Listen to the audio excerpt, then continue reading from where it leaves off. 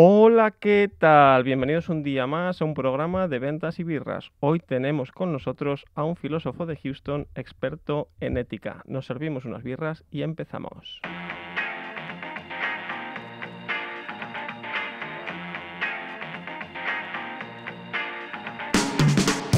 En Capital Radio, Ventas y Birras, con Luis Monge Malo.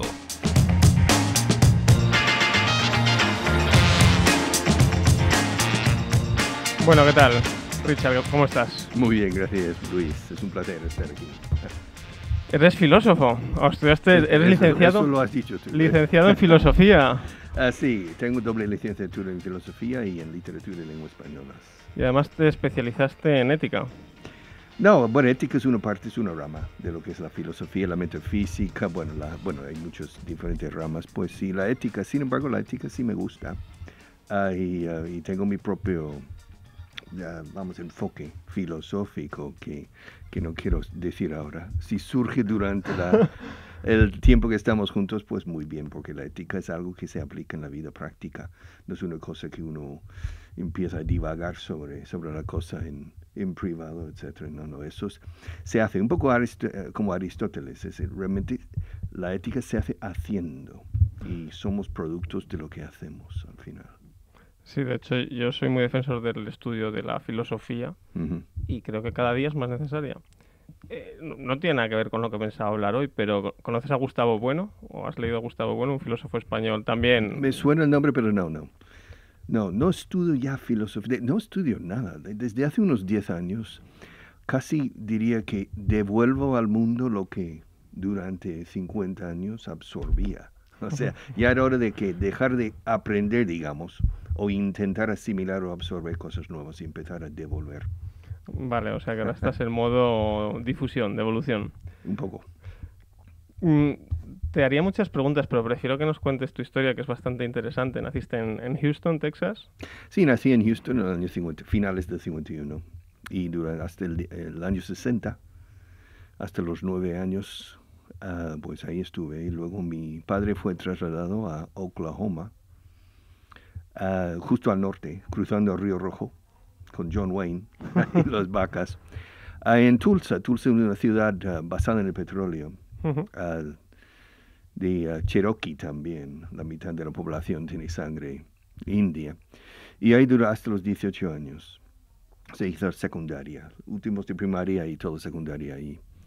Y después volví a Texas, a Dallas, para cursar 2 años de estudios universitarios en una universidad que se llama Southern Methodist University. Y luego me vine a Madrid para hacer un tercer año escolar, digamos, aquí en Madrid.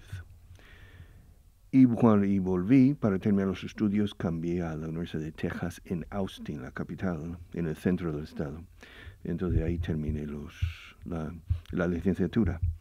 Entonces la idea era, o sea, yo me licencié tanto como acabo de decir en filosofía, pero sobre todo en literatura española, la sudamericana y la española. Sí. Entonces yo pensaba que quería hacer un doctorado en literatura española, pero quería regresar a España durante un par de años para llegar a un buen dominio del castellano antes de cursar ese PhD, ese doctorado. Entonces me vine y para costear la estancia me puse a enseñar inglés. Hasta hoy, cadena perpetua, digamos. Realmente uno encuentra, me encontré con que enseñaba bien, la gente apreciaba la forma en que yo enseñaba. Y entonces me encontré con que tenía una empresa en ciernes. Entonces, un poco mi filosofía es que muchos emprendedores, o sea, realmente leer los libros de texto de Harvard sobre emprendimiento está muy bien, pero yo creo que la mitad de todas las empresas creadas en el mundo han sido, no por accidente, pero por un poco sin una planificación excesiva. En fin. Entonces eso me pasó a mí, me encontré con que necesitaba un profesor más porque ya no daba yo abasto y hasta 470 profesores. Locura. Sí, fruto de las circunstancias. O sea, cuando empezaste, ¿te podías imaginar que podía llegar a semejante magnitud? Nunca, pero tampoco nunca planifico. O sea, esto es algo que a veces no digo en público. Sobre todo si estoy hablando con aspirantes a emprendedor o a... yo nunca planifico, no hago planning, etc.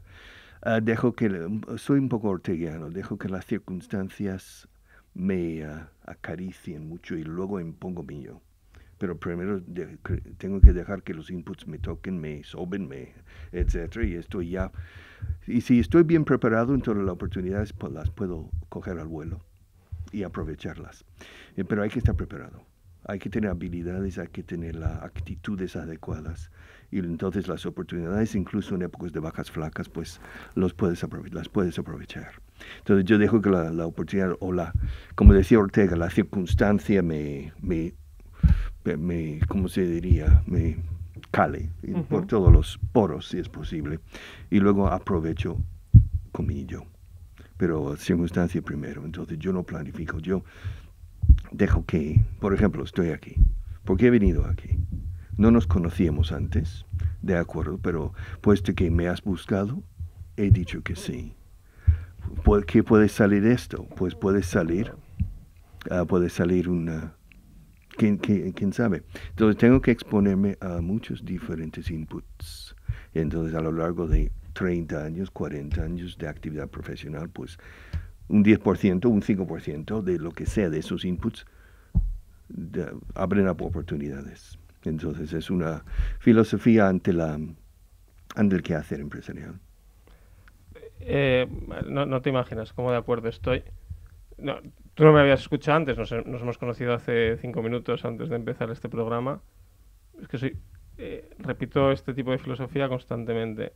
Primero porque creo que planificar no sirve de mucho. Es decir, tú puedes hacer el plan más preciso del mundo que mañana se te va a ir al traste, pero seguro. Y segundo, que cuando planificas con demasiada precisión o demasiado a largo plazo, dejas de aprovechar oportunidades que pasan delante de ti, pero que ya estás ciego ante ellas. Bueno, lo que pasa es que, primero, el pasado es agua pasada, que un molino no mueve. El futuro no se sabe. Si tú dotas el hoy de lo máximo que puedes dar, calidad al hoy, los mañanas caerán en su sitio. Habrá altibajos en el futuro, por supuesto, pero tu vida será como una tendencia bursátil al alza que uno puede ver durante 5 años. Por ejemplo, la bolsa de Nueva York pues ha subido bastante durante 5 años. Ahora, con lupa ves que hay muchos altibajos durante el camino. Y eso es la vida empresarial. La vida personal, en mi opinión, es así. Entonces hay que recordar, o sea, si tú dotas el hoy de la máxima calidad que puedes dar, los mañanas, tus mañanas van a ser como esa tendencia al alza bursátil, con sus altibajos pequeños a lo largo del camino, pero tienes que poder capear con una actitud positiva y sabiendo que mañana será mejor o la semana que viene se reconduce, etcétera. Yo hace bastantes años, tú no sabes, yo vi una charla tuya que diste en la Sala Camón de Madrid y te hice una pregunta que me encantó la respuesta, no sé si te acordarás. La pregunta era si alguna vez habías pensado en dejarlo todo, dejar la empresa. No sé si te acuerdas lo que respondiste. No. Pues es una respuesta con la que yo me quedé y que de hecho he contado a muchísima gente a lo largo del tiempo. Tú dijiste algo así como, sí, claro, todos los días. Es decir, todos los días tengo momentos en los que pienso dejarlo todo y todos los días te estoy parafraseando, sí, ¿no? Y todos los días tengo momentos de euforia en los que pienso que me voy a comer el mundo. Sí, hombre. Mis depresiones duran 15 minutos. Entonces... algunos me llaman el hombre flotador. Si alguna vez en una piscina has intentado poner un flotador con el pie contra el suelo de la piscina, ¡pum!, se te escapa y sube otra vez. Entonces, cuando algo me sale mal, pues me afecta, por supuesto, pero es que es imposible. Soy un optimista empedernido, es imposible, no lo puedo evitar. Es como el poema este de Rudyard Kipling de If, ¿lo conoces? Sí, sí. Trata al éxito y al fracaso, trata a esos dos impostores por igual. Sí. Es totalmente cierto. Pero mira, el fracaso no existe, el error no existe. De hecho, yo digo en público, a bocajarro al público para sorprender, y yo los miro y digo, no he cometido un error en mi vida. Y me quedo ahí esperando un poco la respuesta sarcástica del público. Y luego explico. Y digo que es verdad, no he cometido ningún error. Y luego le pregunto al público, ¿sabéis conducir? un coche y claro, asienten. Ahora bien, notaréis que cuando estáis conduciendo un coche, incluso en una calzada perfecta, en rectilínea, siempre estás moviendo un poco el volante. Microcorrecciones de errores microscópicos que enmiendas al instante, claro. La inmensa mayoría de los errores son ese tipo de error. Si te agarraras al volante de una forma rígida, en 300 metros estás en la cuneta. Quiere decir que los errores son necesarios. Los errores son adoquines.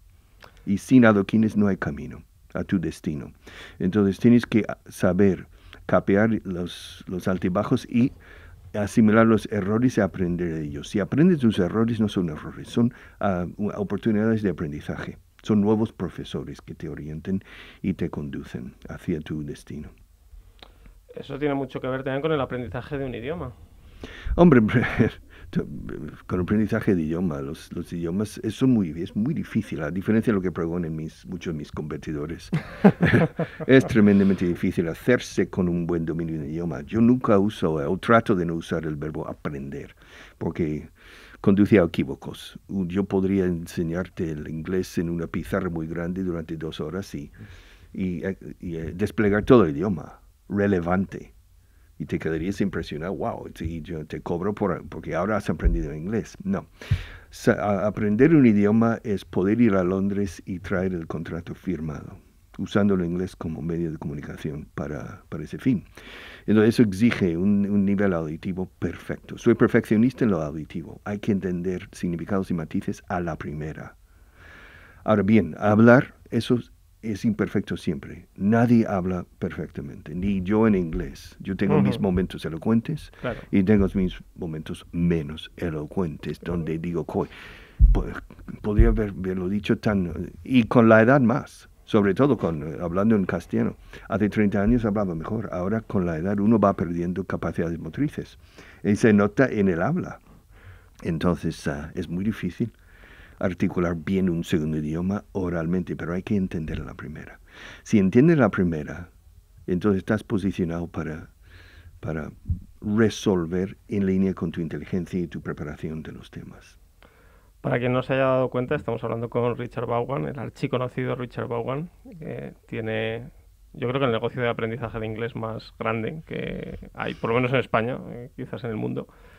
Entonces, más importante la audición que el hablar. Sin embargo, te he oído decir, no sé si te entendí bien, pero que tú no estás muy a favor del escuchar o intentar aprender inglés escuchando series y películas en versión original. No, ¿Por no. qué? Es mal uso del tiempo. Y también existe el peligro de perder la moral. Me explico. Primero, técnicamente, una película dura en general 1 hora. Digo 1 hora 20, o sea, 100 minutos, digamos. Ahora bien, la próxima vez que veas una película, fíjate, con cronómetro si quieres. No están hablando más de 15 minutos. De esos 100 minutos, 85 son acciones, transición. Entonces, no es una forma eficiente de abordar el aprendizaje, bueno, la audición. Segundo, tanto las películas y más todavía las series, si son comedias, etc., el director, los actores y los guionistas imprimen un impacto lingüístico muy por encima de la dificultad media en la vida real. Entonces, vamos a poner 3 casos de audición. Caso de audición con tu profesor de inglés en el aula. Factor, o sea, en una escala del 1 al 100. Factor de dificultad. Con tu profesor es dificultad 10. En Londres, en Nueva York, en Melbourne, dificultad 40. En el cine, 100. Quiere decir que es más del doble. Cuando yo vine a España, vine con 6 años de español en Oklahoma. En Escocia, dificultad 300, ¿no? Depende, si te hablan directamente y tienen dicción normal, yo los entiendo. Ahora, si es en un pub ruidoso y alguien que farfulla un poco el inglés, es que entiendo mejor el italiano. En fin, pero vamos, cuando yo vine a España tenía 6 años en mi haber de español, sí. De colegio, ojo, de colegio. No entendía nada la primera semana. Bueno, ¿cómo está usted? Sí, eso sí lo entendía, pero poco más. A los 7 meses entendía, diría yo, al 97-98%. O sea, 7 meses pero viviendo aquí con familias españolas, o sea, codeándome con españoles, no con compatriotas míos. Ahora bien, tardé 3 años en entender el cine. O sea, yendo a las películas en el cine, tardé 3 años. Quiere decir que las películas y las series no son fiel reflejo del reto auditivo y sirven a veces para desmoralizar. Ojo, ojo. Si te desmoralizas con facilidad, no veas películas ni series. Ve TED Talks, escucha audio, Sí. Ir a ¿cómo diría? A YouTube, a escuchar. Hay miles de entrevistas con Paul McCartney, con David Cameron, con Barack Obama, con quien sea. Uno encuentra en YouTube 10 millones de horas de audición. Con un lenguaje mucho más natural. Sí, en entrevistas. Entonces es casi 100% chicha auditiva, no como en una película son 15%. Claro. Entonces, no recomiendo películas. Yo tuve una experiencia parecida. De pequeño, mis padres me mandaron un verano a un campamento en Estados Unidos con todos niños estadounidenses. Y yo llegué allí y dije, a mí este no es el inglés que me han enseñado en el colegio. Hombre, no. Y yo digo, bueno, mira, si hay algo muy, muy importante, ya se preocuparán de que me entere, porque no me enteraba de nada. Y estuve así la primera semana, tenía 14 años la primera vez que fui. Y luego un día, después de una semana, me levanté y de repente estaba entendiendo prácticamente todo. O sea, mi cerebro un día hizo clic y pasé de acostarme sin entender a levantarme entendiendo. No, lo que pasa es que la audición, entender bien, es una cuestión de discriminación de sonidos. Cuando un español va a Londres y dice, pues, a una reunión, me he enterado de la mitad o de un tercio.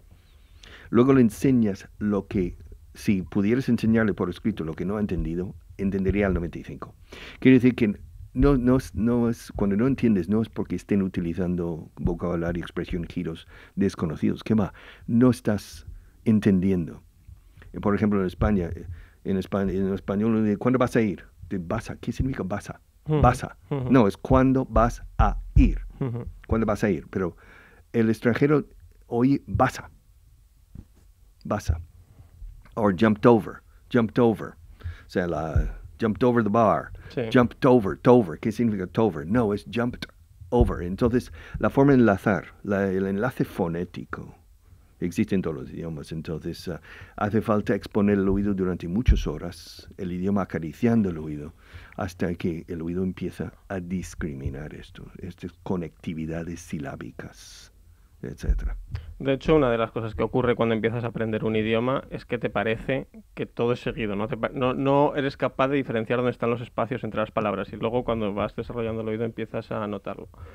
Una de las mayores dificultades que creo yo que existen para aprender un idioma y que luego pues ya en la universidad he estado de Erasmus y lo he visto entre mis compañeros y creo que es un fenómeno que se da mucho entre los españoles, es que da mucha vergüenza practicar el inglés. Supongo que pasa en todo. Siempre que aprendes un idioma nuevo, no lo sé. Pero claro, es que es una barrera imprescindible para acabar desarrollándolo. Y ves a gente que le echa mucha cara y que es muy sinvergüenza y que acaba haciéndose entender en el idioma. Y gente que a lo mejor teniendo un dominio bastante más aceptable, yo esto lo he visto, compañeros míos que a lo mejor eran los que más nivel aceptable tenían, pero como no se atrevían, no desarrollaban su inglés. ¿Cómo hacemos con esto? Esto pasa mucho. En las empresas a veces el que va a Suecia o al Reino Unido a resolver el tema es el que menos supuestamente inglés sabe o aparenta saber. Pero vamos, no tiene pelos en la lengua y tiene un oído que, bueno, da igual. Aunque entienda medias, pregunta que repitan 10 veces si es preciso. No, las personas que tienen cierta vergüenza o mucha vergüenza, hay que romper esto. Hay que obligarles a tragar agua, hay que tirarles despiadadamente a la parte profunda y ven como casi se ahogan. Entonces, hace casi 20 años ya que creé un producto que se llama Vaughan Town, originalmente pueblo inglés Vaughan Town. Y es ahí donde la gente cambia en 6 días. Se puede romper eso en 6 días, pero tienen que sufrir. Tienen que ir ahí y no entender nada el primer día. Entonces están 14 horas al día, cada hora con un angloparlante diferente que no es profesor.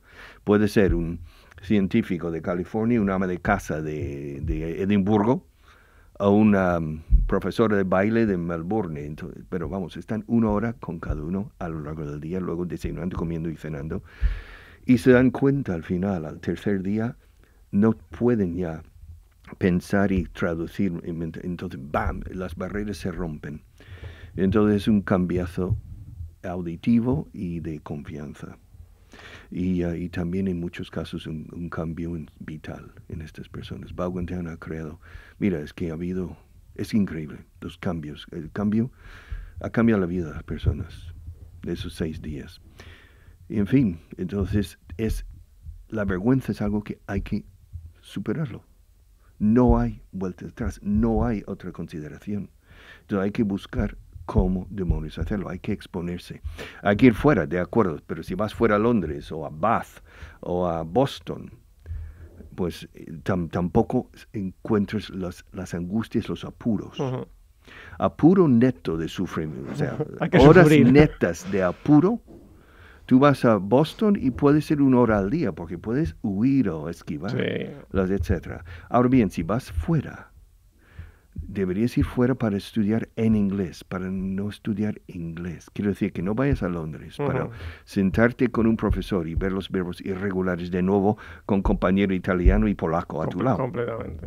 Tienes que ir ahí y apuntarte a clase de esgrima, de hípica, de cocina, de historia de Londres, etcétera, donde tus compañeros son gente local. Entonces te codeas en la máquina de café, haces amistad con un londinense o en Boston, porque estáis con contabilidad para ejecutivos no financieros. Entonces eres el único bostoniano, etcétera. Entonces eso es lo que hay que buscar. Y en Internet puedes encontrar un abanico increíble de cursillos, de seminarios, etcétera, donde puedes ir a Boston y estar el día entero en diferentes tipos de seminarios con gente local. Sé que mucha gente va a estar escuchando esto, mucha gente que quiere aprender inglés y va a pensar, pero... Y en el fondo van a volver a lo que acabamos de decir, a la vergüenza, al miedo. Y sí, ya, claro, es que esa dificultad existe. Te voy a contar la anécdota de un amigo mío. Yo tengo un amigo, Carlos, te saludo desde aquí, que no se le dan especialmente bien los idiomas, pero es la persona más sinvergüenza que has conocido en tu vida. Y además va siempre con una sonrisa tremenda, estas sonrisas que te desarman, que enseguida quieres ser su amigo, ¿no? Es muy fácil sentir afinidad hacia él o empatía por él. Y el tío trabaja en China, lleva 10 o 12 años trabajando en China. No habla chino, habla un inglés pobrísimo. Y yo estaba allí visitándole, pero es amigo de todo el mundo. Todo el mundo le conoce. Bueno, su novia es china, no sé muy bien cómo se comunican. Pero es un sinvergüenza. Y todo el mundo le quiere. Y en el barrio le conocen. Y con su jefe, que tampoco, pues tú sabes que los chinos tampoco son los que más dominio del inglés tienen, que tampoco habla muy bien. Y allí lleva 12 años el tío trabajando, y ojo, y consiguiendo clientes, que trabaja como vendedor. Eso es increíble. Hombre, depende, según el tipo de actividad que realices, te puedes escudar detrás del producto en sí. Es decir, si el producto en sí te ayuda en la venta, o sea, si realmente eres vendedor de Porsches, pues vamos, no tienes que ser necesariamente el mejor vendedor del mundo para vender Porsches o Mercedes, porque la gente ya viene con la idea preconcebida de que quiero un Porsche, quiero un Aston Martin, quiero una Maserati. Entonces, si estás en la sala de exposiciones de los Maserati, pues vas a vender Maserati, seguro, aunque, etcétera. Pero vamos, las personas, no tienes que dominar un idioma para ser elocuente. A eso iba. Uno puede tener éxito. Mira, la sonrisa tiene un poder que supera en muchos casos la elocuencia verbal. Sí. Los ojos, o sea, simplemente la forma de ser. Y entonces entonces la gente quiere ayudarte a tener éxito. Efectivamente. Yo muchas veces, también en algunas de mis exposiciones en público, para para sorprender al público, le digo, todo lo que he conseguido en mi vida lo he conseguido yo, sin ayuda de nadie. Y los miro, para que piensen, ¿y este tío quién se cree que es? Luego explico que muchísima gente me ha ayudado. Para conseguir lo que he conseguido en la vida, muchísima gente me ha ayudado. ¿Por qué? Porque quería. ¿Por qué? Porque yo emanaba una forma de ser. O sea, ¿quién lo consiguió? ¿Yo o ellos? O sea, claro, su ayuda fue y ha sido clave, por supuesto. Pero me ha ayudado porque ha querido. No porque le hayas pagado más que los enfrente o los haya pagado en absoluto. Sí. Entonces, es tu forma de ser, tu actitud ante los demás, ¿Qué tipo de persona tengo que ser para que la gente desee ayudarme? Hasta el interventor de una sucursal bancaria. O que para que me dé 3 millones de pesetas estando yo en Iowa y lo necesitaba el día siguiente sin firma. Aquí en un banco español. ¿Por qué? Y lo hicieron. Tenía 3 millones de pesetas en el año 91 en mi cuenta 2 días más tarde, sin firma, sin auditoría, sin comité de préstamos. ¿Por qué? Porque la confianza y el aprecio a mi persona, que ya me conocían bien como cliente de su banco. Ya serías un buen cliente. ¿Sabes? Pero es como, sí, era buen cliente, pero tampoco tenía millones. O sea, pero era un buen cliente, era confianza. Y el deseo de ayudar. Entonces es muy fácil para mí un posicionamiento ético-moral. ¿Cómo tengo que ser? ¿Qué tipo de persona tengo que ser para la gente, para que le guste a la gente ayudarme? No es difícil llegar a una conclusión. A mí me sorprende que el 98% de la gente no pueda controlar su forma de ser o adquirir una forma de ser que sea conducente a que la gente se vuelque por ti. Bueno, incluso... ¿Sabes? Eso es el liderazgo. El liderazgo, el secreto de Vaughan es el profesor. Entonces, porque el profesor ejerce un liderazgo muy potente en el aula. Pero ese liderazgo, ¿cómo consigue que la gente haga por mí lo que quiero que haga? Porque quiere hacerlo, no porque yo le pague más del de enfrente. O que amenace, o que etcétera. No. Que se vuelque por mí, que vaya a Antártida por mí porque quiere. Eso es el liderazgo, que trasciende cualquier otra consideración sobre cualquier libro de texto sobre cómo liderar. Es espiritual, digamos, un poco. Y eso es lo que tienes que pensar, cómo adquirir no puedes ir adquiriendo una forma de ser, etc. Y es curioso, en Vaughan, el pilar número 1 con diferencia sobre el número 2 es el profesor. Entonces, curiosamente, buscamos gente a propósito sin experiencia docente. Desde hace más de 25 años dejamos de buscar profesores ya curtidos y excelentes porque no había los suficientes para atender la demanda nuestra. Entonces, decidimos crearlos de cero. Entonces, hay un dicho en español, cada maestrillo tiene su librillo, y no le vas a cambiar el librillo.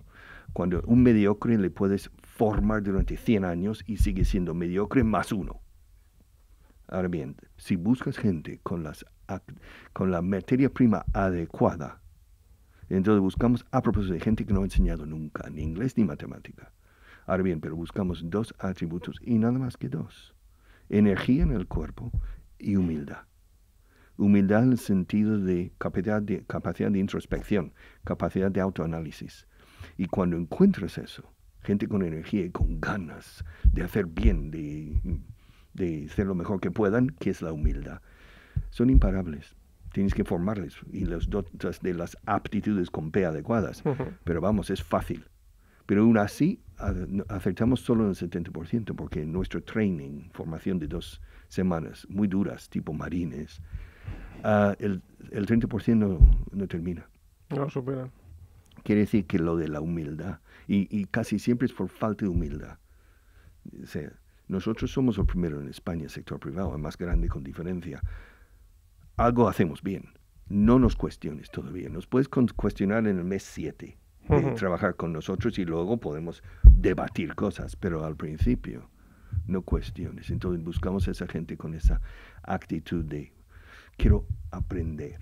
Entonces esa gente es imparable. Hay una cosa que se dice mucho hoy en día, que a mí me parece una tremenda estupidez, que es, bueno, yo soy como soy, si los demás no me quieren, es su problema, ¿no? Pero no voy a cambiar. No, la vida es adaptación continua. ¿Cómo no vas a cambiar? Es que tú te crees que estás, o sea, desde el momento... Hombre, si yo fuera el mejor tenor del mundo, a lo mejor lo diría. Claro. Otra vez que me busquen a mí, o sea, si inventar un crecepelos de verdad, el único del mundo, que hace crecer el pelo medio centímetro por semana, pues entonces yo no voy a molestarme en intentar complacer a los demás, porque habrá una cola de aquí a la Conchinchina en mi puerta porque calvos habrá 3.000 millones. Siempre hay calvos. Oye, Richard, ¿cómo se pasa? ¿Cuál es el proceso de empezar a dar clases particulares de inglés? Bueno, no sé, al principio no serías ni autónomo, estarías ahí trabajando de cualquier forma. No, yo fui a una academia. Yo vine aquí, llegué a España con $300 en el año 74, post-universidad ya. $300. Conocía, el primer día, solo conocí una persona aquí, que era un solo amigo, un profesor de la Complutense. Fui a su casa porque él me dijo, bueno, ven aquí, haces noche aquí y luego buscas un hostal o una pensión y luego buscas un apartamento. Y en el salón había dos chicas americanas ahí sentadas. Ya, ¿de dónde sois? Pues de Nueva Orleans. Y entonces volvían a Estados Unidos, pero iban a ir a Atocha para comprar lo que se llamaba un billete kilométrico para hacer 3 semanas en tren. Y les dije, pues mira, si somos 3 y alquilamos un coche, sale más barato. Ujú. Entonces pasé 3 semanas con estos chicos recorriendo España en un coche alquilado y gasté. Y cuando regresé tenía $100. En el año Bueno, 74 estiraba mucho el dinero. te iba a decir todavía. Entonces tenía $100. Entonces busqué un trabajo y durante un mes trabajé en Berlitz. Pero luego tomé contacto con una central nuclear, la de Zorita, la que está en Guadalajara, Sí. cerca de Pastrana. Entonces ya a partir del segundo mes, tercer mes ya estuve casi un año en medio de la nada, a orillas del Tajo, en Almonacín de Zorita y Zorita Los Canes, en esa zona, Pastrana, Bolarque, donde el trasvase Tajo Segura, Ajá. ahí se inicia ahí. Entonces de ahí pues aprendí a enseñar y con adultos, con niños, con señoras, bueno, con técnicos, con ingenieros, con gente muy inteligente y con gente muy ruda también, o sea, con gente de la Felguera y Mieres, o sea, gente, porque realmente Unión Fenosa en aquel entonces era Unión Eléctrica, pues se nutría de mucha gente de las minas de Asturianas. Entonces tenía gente, pero gente muy sana, muy inteligente, una inteligencia natural muy interesante. Y luego volví a Madrid y empecé a enseñar por cuenta propia, nada más, freelance. Pero en el año 77, ya 2 años y medio después de mi llegada, decidí formalizarlo en una empresa, en Vaughan, Sí. Vaughan Systems, porque, repito, que no daba abasto y necesitaba más profesores. Y entonces empecé con un solo cliente corporativo, John Deere, la empresa de tractores. Sí. Y doté durante 2 años un solo cliente, John Deere. Y con hasta 13 profesores ayudándome para dotar convertir una empresa, una filial monolingüe en una bilingüe en 2 años. Y aprendí. Y John Deere me dio la oportunidad de testar y de ensayar muchísimas cosas. Esto funciona, esto no, esto sí, desechar esto, aquello. Y claro, es el profesor. Si el profesor mola, la asignatura mola. Si el profesor encandila, de repente el álgebra mola. Sí. De repente Lope de Vega es guay. Completamente. Si el profesor es guay. Completamente. Sí. Entonces, repito, liderazgo, inspiración, encandilar. Entonces, yo aprendí eso. El método, sí, los periodistas siempre me preguntan o me preguntáis, oye, ¿cuál es el secreto de este revolucionario método Vaughan? Siempre revolucionario nada, es un método bueno, ¿vale? Y secreto no, tome, libro del profesor, libro del estudiante, los pictures y todo, díselo a mis compañeros de enfrente. Si no llevas mis profes, tienen un excelente hardware sin el software adecuado. Entonces, es el profesor, no es el método Vaughan, es el profesor Vaughan. Pero vamos, todo se puede englobar dentro de la idea de un método, de acuerdo, pero es el profesor, es la persona. Si una persona, es siempre la persona. Yo estoy convencido, si una persona entra en mi despacho, una persona de calidad 5 sobre 10, y me expone una idea de calidad 10, esa persona de calidad 5 probablemente no voy a invertir. Ahora bien, si entra una persona de calidad 10 con una idea de calidad 5, es muy posible que invierta. sea, sí, por ejemplo, yo te puedo exponer. Bueno, hasta el punto de que sí, yo estoy seguro que si Pablo de Tarso hubiera sido budista y no cristiano, Occidente sería greco-romano budista hoy en día. Es la persona, no es la idea. Es la persona, ni es la religión, es la persona. Esto que dices me viene fenomenal porque es cierto, es la persona y de hecho, ¿cuántas veces hemos desarrollado odio hacia una asignatura por el profesor y viceversa, ¿no? Y los profesores muchas veces no son conscientes de cuánto marcan tu futuro académico. Mire, un mal profesor es un asesino. Eso es un asesino de potencial. Porque de pronto la historia es odiosa. Sí. Con un profesor, la historia, con lo bonito que es, si te toca uno o dos profesores seguidos malos de historia, es que vamos. O la lectura, ¿cuánta gente acaba odiando la lectura por culpa de sus profesores y las lecturas recomendadas? Sí. Bueno, te ponen a leer el Quijote a los 7 años. Por ejemplo, claro, entonces esto es un error tremendo, ¿eh? O sea, completamente eso.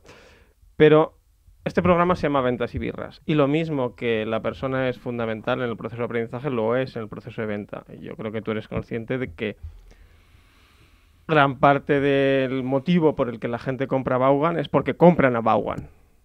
Porque compran Vaughan la empresa es porque compran a Vaughan la persona. Quiero decir, eres el mejor representante. Sí, sí puede ser. Eso es la primera compra. Lo que pasa es que en el año 2019 eran casi 18,000 personas los que han contratado algo con Vaughan, desde niños hasta comprar un libro, etc. Yo creo que la mayoría era repetición o no por primera llegada, por primera vez. La gente que hace los máster, la gente que hace los Vaughan Town. Hay uno de una empresa alemana que ha hecho el Vaughan Town 19 veces. Entonces sí, repito, porque les gusta la calidad. Será bilingüe ya, espero. Sí, no. Y además es que él disfruta mucho del ambiente social, cultural que Vaughan Town también ofrece. Entonces no, la inmensa mayoría de la gente es gente que repite. Porque aprender a hacerse con un dominio del inglés exige más que 100 horitas de clasecita. O sea, exige una entrega bastante a fondo y no ocultamos eso. Hacerse con un buen dominio de cualquier segundo idioma, sobre todo post-pubertad, exige para mí 3,000 horas de atención. 20% clase, 40% atención personal, estudio, la llamamos así, y otro 40% tragando agua. En la vida real, sufriendo y superando apuros. Pero ¿no opinas que en general los negocios alrededor de los idiomas no se venden bien?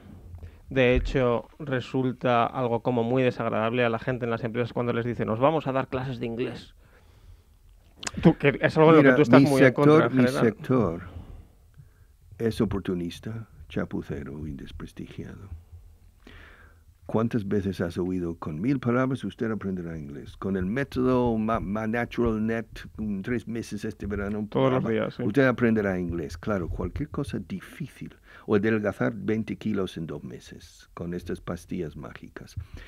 Cualquier cosa que exige gran esfuerzo, se abre la posibilidad al oportunista, sobre todo si no hay barreras de entrada.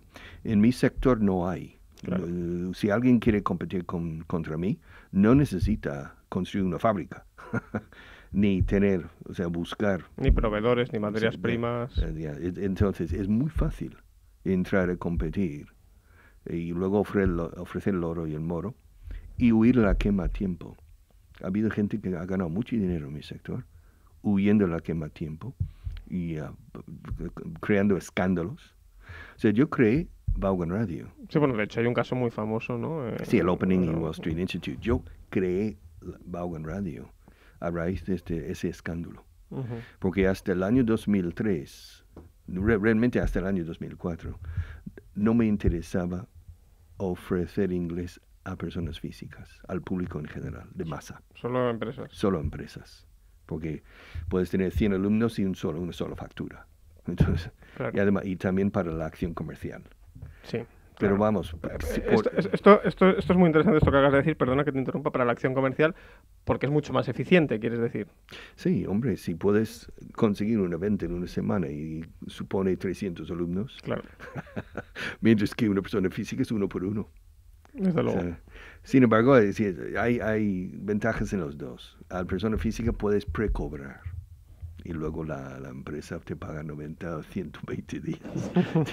Y pues que tienes que pagar a los profesores a 0 días. Sí, estás ¿Sabes? adelantando dinero, está claro. Entonces ya es un problema, tienes otro reto financiero aquí. Y luego, a veces tienes que perseguir para que te paguen, además. Si son clientes de altos standings, no hay ningún problema. Te pagarán tarde, pero pagan. El problema para un emprendedor son los fallidos, Claro. no los moros. Bueno, moroso que acaba pagando, sobre todo hoy en día cuando hay poca inflación.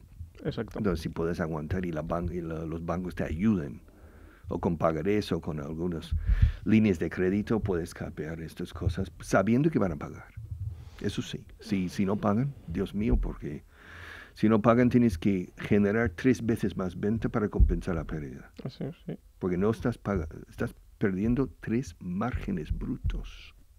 Si alguien no te paga 100, o sea, por mí, que si puedo tener un 30% de margen sobre la clase o 40%, entonces, si el cliente no me paga los 100, pues tengo que generar 40, o sea, 40, 20. Se entiende, claro. Para acabar en la misma situación. Claro. Pero para generar ese triple, por otro lado, has tenido que invertir mucho tiempo en captar a los clientes, con lo cual ni siquiera realmente acabas compensando nunca. Sí, no, hay que evitar los fallos como la peste, pero es que en mi sector, o por lo menos en otros, no es un problema.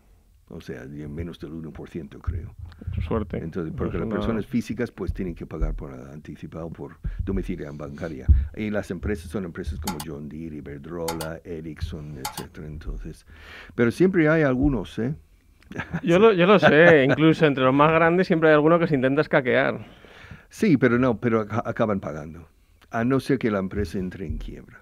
Por ejemplo, que a veces pasa. Que a veces pasa. Y me ha pasado a mí. Empresas monstruos que pensaban que eran vivirían para siempre, de la noche a la mañana, adiós muy buenas. Bueno, yo le vendí un proyecto al Banco Popular Mira tú. un poquito antes de que anunciaran que desaparecían. Sí. Bueno, ahora el Banco Santander puede responder. Sí. Tal vez. Suerte. Quedaron los proyectos del Popular, vamos. Pero es un problema. Entonces yo, por eso normalmente no contrato con la administración pública. Bueno, con los ayuntamientos o similar. Porque dejan en el cajón muchas veces muchas facturas. Y sobre todo para las pymes. Sí, yo tengo un par de deudas del Ayuntamiento de Madrid. Desde aquí aprovecho para decirlo. Sí. De las pocas veces que sí he concursado y contratado con o sea, estaba muy bien el pago. Muy bien. Fundamental. 15 días. O sea, hay una cosa que la gente el emprendedor no es consciente de, que la venta no acaba hasta que el dinero está en tu cuenta. Ahí es donde acaba el proceso de venta. Yo siempre lo digo, no celebres la venta hasta que hayas ingresado. Y la facturación está muy bien y a todo el mundo le gusta presumir de facturación, pero el rey es la tesorería. Puedes estar facturando lo que quieras, pero ¿cuántas veces se ha muerto por falta de liquidez? Ojito con el cobro, ¿eh? El cobro es difícil y hay que perseguirlo, y cuando trabajas con empresas tienes que tener fuerza para aguantar esos 120 días. Hombre, con las empresas, yo hasta durante 25 años solo trabajaba con empresas y yo hacía pasillos, yo enseñaba en las empresas junto con mis profesores, pero había 3 personas que quería que fueran muy amigos míos, que era el presidente de la empresa, el primero en recibir una factura en recursos humanos que empezaba el curso, y luego el tesorero. Correcto. Esos 3. Entonces yo daba clase personalmente al tesorero. O ponía una profesora o profesora sobre todo muy especial para estar con el tesorero. Para que el tesorero mira, podemos saltarla. Mira, con Vaughan, con Richard podemos saltar el 90 días. Y claro, yo entiendo que él paga a sus profesores a 0 días. Y no es un proveedor industrial que también paga 90 días, entonces siempre. Pero vamos, si el tesorero apenas te conoce, pues lo puedes tener crudo. Yo esa es una técnica que también he utilizado es hacerme efectivamente muy amigo de los de contabilidad, del tesorero, del que se encargue de pagar las facturas, para justamente, que no estás pagando a una empresa, que estás pagando a Luis Monge, que Sí. claro, yo soy como casi un empleado que tiene que cobrar para poder moverse, ¿no? Si no me... Bueno, llevamos 45 minutos de charla ya. Muy bien. Nos quedan 5 minutos más. Si no he calculado mal, llevas unos 45 años en España. 46 fijo, 47 con ese año académico. 47. ¿Has visto cambiar mucho al país? En muchos aspectos sí, en otros no. Cuéntanos, ¿en qué lo ves diferente y en qué crees que seguimos igual que hace 47 años? Hombre, es mucho más... primero, es de una democracia con todas las debilidades que puede tener. Pero Bueno, ha durado desde el año 78. Una democracia Ojo. es muy generosa, pero sí. No, pero ha durado Sí. sus años. Sí. Eso es la primera vez en la historia de España. Sí. España tuvo un año de Primera República, que fracasó, 5 años de Segunda República, que fracasó estrepitosamente. Y ahora lleva, qué sé yo, 40 años. 42 años post-constitución. Eso es una hazaña en la historia de este espacio físico, que es la península ibérica. Entonces, que no lo fastidien, por favor. ¿Lo ves probable? ¿Lo ves posible? Yo lo veo posible porque está parte de la Unión Europea, etcétera, y está dentro del mundo. Con Franco estaba un poco medio fuera del mundo. Pero lo que sí, entonces ha cambiado muchísimo. Pero por otro lado, el refranero español sigue, ¿cómo se dice? Corriendo por las venas. Veo que te gusta mucho el refranero español, ¿verdad? Hombre, todavía el pesimismo natural recorre las venas de los españoles. Piensa mal y acertarás. Más vale lo malo conocido que lo bueno por conocer. Contra la fortuna no hay arte alguna. Este tipo de derrotismo. Mira, hay un chiste sobre un país latinoamericano que yo digo al revés para los españoles. Os compro por lo que creéis que valéis. Y os vendo por vuestro potencial real, de valor real. Y hago mi agosto a costa vuestra. El español vale mucho más de lo que se cree. Entonces, pero eso es todavía vuestro amadísimo refranero avala estas cosas. Casi la mayor parte de los refranes son negativos. De que me quede como estoy. Ojo. Entonces hay que superar esto. Incluso en la generación más joven lo veo un poquito todavía. Supongo que se irá, esto con la democracia, con las oportunidades, etcétera, se irá cambiando, pero ya veremos. Entonces una parte de España se ha cambiado, es totalmente diferente. Cuando yo estuve aquí haciendo autostop por toda España el año 72-73, con camioneros, con enfermeras, con policía secreta, que ya me lo reveló después de llegar a Vigo, me dice, porque ocultaba lo que hacía, pero pues que gané su confianza, volvemos a lo de antes. Al final, cuando me despide, dice, por cierto, soy miembro de la policía secreta, de Franco, porque eso fue en el año 73. Viniste al final, justo ya, ¿no? Sí.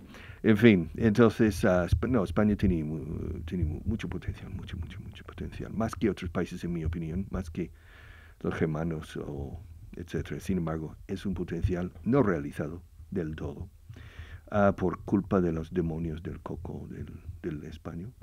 Yo creo que un problema gordísimo de España es la aversión al riesgo. Odiamos el riesgo. La población en general odia arriesgarse y jugársela. Cosa que, por cierto, en Estados Unidos es bastante opuesta. Sin embargo, sí, yo tengo en mi despacho el último año de las páginas amarillas, o sea, 1200 páginas, y en cada página hay varios casos de éxito de pymes o de grandes empresas, y esa gente tiene menos aversión al riesgo. Y ahí está el pulso del país. Esa gente financia todo. Efectivamente. Pero, bueno, sí, a ver si hay más gente empujando en la misma dirección. Vamos a ir acabando ya. Dejo muchas preguntas en el tintero para invitarte dentro de una temporada de nuevo a que vuelvas a visitarnos si a ti te apetece. Una de las preguntas que dejo en el tintero para continuar la próxima es: España ha cambiado mucho en los últimos 47 años, Estados Unidos también. Está en una situación muy distinta a lo que podríamos esperar si echáramos la vista atrás 10 años. Nadie se esperaba que Estados Unidos fuera a estar como está ahora. Pero todas esas preguntas las dejamos para una próxima ocasión. Muchas gracias por acompañarnos, Richard Vaughan, grupobaugan.com, curso de inglés online baugan.com. ¿Alguna seña más, algo más que quieras decir? No, simplemente es un placer conocerte, es un placer venir aquí y cuando quieras, pues estoy a tu disposición. Y gracias a los oyentes. Y espero que aprendáis todos inglés muy rápidamente y fácilmente. Pues un placer, me ha encantado esta charla. Igualmente. Estamos en contacto.